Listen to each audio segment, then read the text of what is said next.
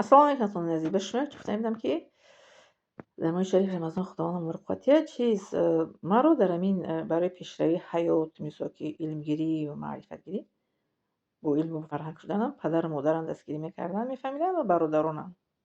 Ба ғайр аз падару модар, бародаронам ҳеҷ кас маро на чӣ мегӯянд дастгирӣ кардагиянд, на дилтиӣ кардагиянд, на чӣ мегӯянд рӯҳбаландӣ кардагиянд. Яке рӯҳамро болида карданд. Аммо аз атрофиё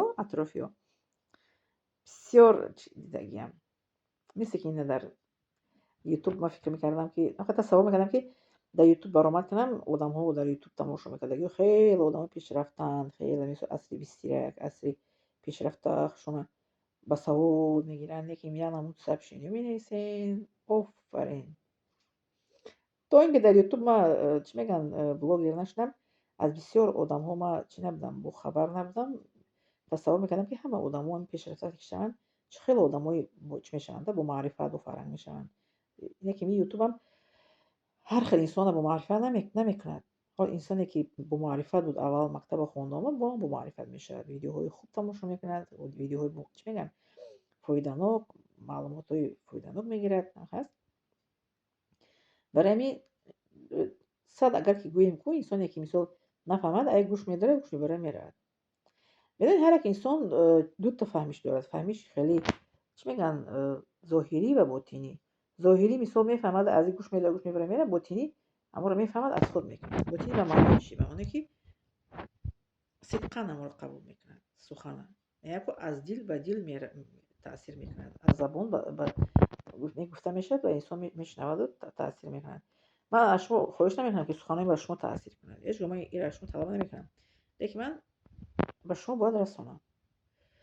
Чӣ маълумоте ки дорам бояд расонам. Аллакай ман пеш аз он ки дипломи тиббӣ гирам, ман бисёр китобҳои тиббӣ мутолиа мекардам. Вале ман диплом дохил нашуда дар коллеҷи тиббии Россия, ман бисёр китобҳои тиббиро мутолиа мекардам. Бо забони тоҷикӣ, бо забони русӣ, бо забони арабӣ бисёр мутолиа мекардам. Ман маълумотҳое ки дорам, бо маълумотҳое ки ман гирифтагиам, ҳатто ман метавонистам ки медини суд хатм кунам.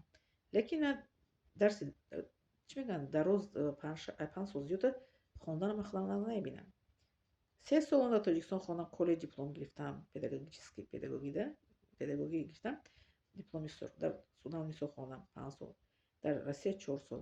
Ман аз 4-5 сол зиёд хондан намебинам, муддати дароз. Ман мехоҳам ки тез хонам, диплома гирам ва кор фаъолият кунам.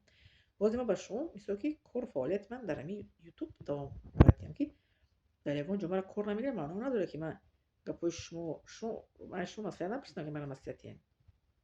Шумо маслиҳатчии ман нестем. Аллоҳ таоло ба ман ақл додаем. Ман медонам ки чӣ кор кунам. Ман кӯдак нестам ки мара раҳ нишон диҳанд. Ихел кун, охел кун. Бара дар пашти парда бишӣ, тира ҳама мебинанд. Ва бибинанд чӣ? Дидан ба чӣ мешавад? Ба шумо чӣ? Шуморо намебинанд, мара мебинанд. Шумо гапи гуфтагитон қади фикр мекунед ки кори нағз кардем. барои шумо нағз аст, не ки барои ман нағз нест кори кардаги шумо.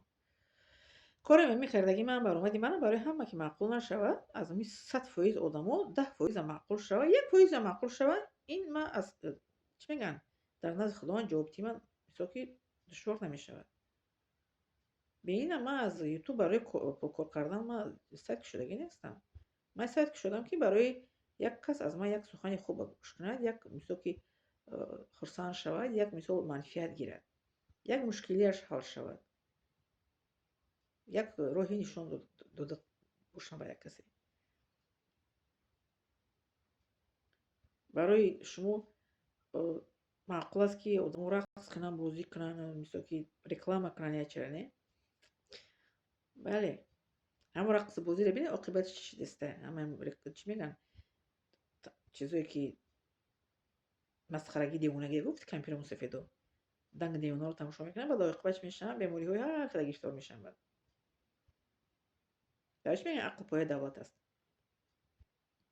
کسی داند در نماند اما در ماه شریف رمضان همچون عادت باید نباشد ما را همچون رکن اسلام باید این قبول داشته باشیم همچون عادت نه که ما روزه را بگیریم بعد به زبانمون هر چه آدم را بگیم روزه که گرفتیم کو مثلا که نمیخوریم نمینوشیم باید که با زبانمون کسی دیگه باید نرنجونیم با چشممون کسی بهمون بعد نگاه نکنیم، با گوشمون یک چیزی ناجی گوش نکنیم. ما شهر رمضان ما رکن از رکنای اسلام است. وقتی در نماز می‌داریم همه چی برطرف کردن شما با نماز میشدم خلاص عبادت به الله تعالی.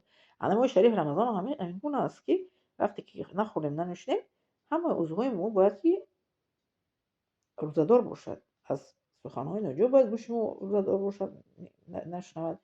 از چشمهای مثل ما که یک چیز نگاه نکند. از زبانی ما که یک سخنی ناجور باید گپ نزنیم، کسی سبب رنجیدنی کسی نشود.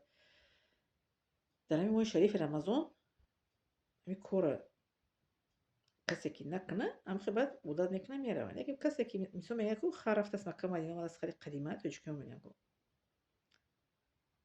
رفت از مکه مدینه از خیلی قدیمه هم هست. وقتی که انسان که مثلا حج رود بیاد با هم کار نشون میشه کنه، مثلا که چیزای ویدیو رو تماشا کنیم با هم کار نشون همین روزه گیریم با هم کار نشون میکنن با هم سخن جو.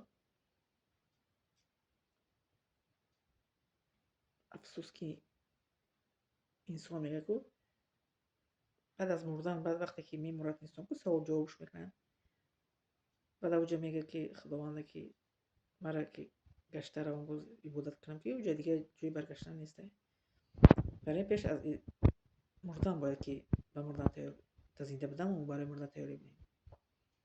میگه که سلامتی رو پیش از نمور شدن باید که ما احتیاط کنیم و قیامت رو پیش از قیامت رفتن، مردن رو پیش از مردن باید که در زندگی ما باید که ما تیاری بودیم. بله زنده سلامت خدا سبب باشین و باید پدیسه فراموش نکنیم.